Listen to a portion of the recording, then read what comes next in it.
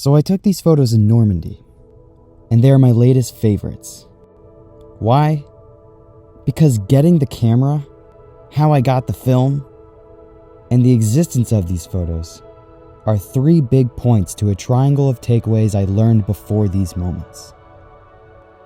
Before I share them with you, let's start with the backstory. I've been taking digital photographs for the past 11 years. Yeah, I wasn't the greatest at first, but I did learn a lot about the craft of photography on my personal road to becoming a quote-unquote great photographer. About a year ago, I started getting really into film photography, more specifically the 35mm format. The reason being, I've always had a basic, really cheap DSLR, but I saw a really cool looking film camera at a thrift store for only $20. At that price, it was cool looking, I just bought it. Even if it didn't work, who cares? So I took it home and I learned how to use it. It was a Minolta X700 and it was broken, so I had to scrape the battery acid out of the lower compartment, but I got it working. When using film, you can't just shoot, look at a screen, and adjust your settings accordingly. Keep in mind, I'm not using automatic modes here, digital or film, and that's because I'm a severe masochist. You know what I mean? You must know what you're doing, to a degree, to be happy enough to keep shooting film. Rewind to about 6 months ago. I never really needed to visit a local camera shop as a digital photographer. I had everything I needed and, I couldn't really afford any new $1,000 lenses, so I just stayed away from the camera shops in the past. Not like I was even looking. But now that I'm shooting film, it's convenient to take a quick stop somewhere where they still sell film rather than always ordering online if you're in a rush. And I discovered that there was a local camera shop in my hometown just 20 minutes from me. Crazy, I've never seen it, being, a photographer for 11 years. This could be foreshadowing something. So I took a trip to this shop and I was greeted by a pretty cocky camera guy. And this is actually the norm worldwide in my few experiences at small camera shops. Like, I get why they're cocky. They must be so used to dealing with aspiring photographers that walk in and complain that their photos are blurry. Camera clerk, have you tried autofocus? Aspiring photographer in complete awe. No. What's that? The camera clerk smacks his palm on his head. I get it. They deal with difficult people, and pros hate beginners. But the stereotypical camera store owner assumes you don't know anything. They know everything. They're the greatest photographers that ever existed. And they're also so glad they don't have to shoot film anymore because they're old. So I walk in and start talking about film and film photography and film cameras, and this guy's already sick of me.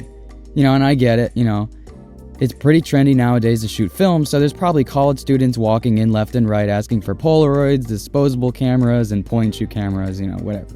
Which he is turning away and immediately assuming they don't know what they're doing because they're kids who think film is cool, and he thinks he knows what he's doing because he's an expert.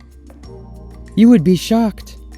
There is a surprisingly big community out there that swears by film, and I'm part of it. And if you're watching this on YouTube, chances are you are part of it too.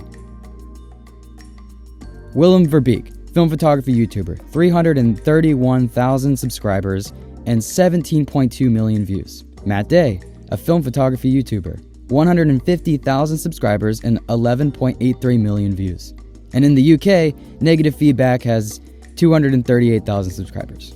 Kodak's still film production more than doubled in the 4 years between 2015 and 2019.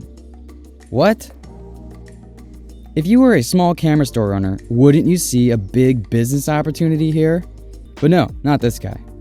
And what do I know? I'm just, a lunatic who's still shooting film, I guess. To continue. I'm looking around the store, and I find an old bag of expired film at the bottom of a bin full of old camera caps. Me. How much for this old film? Camera clerk. Oh, that? Really? $5.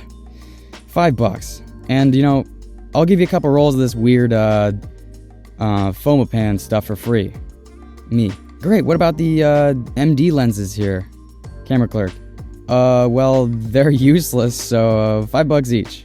Although this bag of old expired film might seem pretty cheap, there are expired rolls of film that go for $100 a roll on eBay, like Aerochrome or Ektachrome or whatever. And new slide film costs $15 to $25 a roll online now. And that Fomapan is insanely popular in Europe. I have a video on Fomopan, so check that out. I shot it in Normandy. This guy is a horrible business owner. You'd think that he'd see the rising popularity of film and not tell me, that stuff is worthless. No one wants anything to do with film anymore. Do you want my whole enlarging studio set up for $50? I can't believe I turned that down. Okay, fast forward 3 months.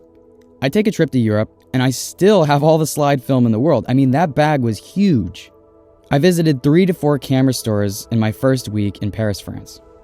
These clerks were selling film that would go for $14 in the US for 35 euros. And that big bag of expired film would go for about 120 euros. That's like $6 per roll. So not only does the US camera guy see no value in film stuff, he isn't jumping on any opportunities as a, sorry to say it, struggling small business.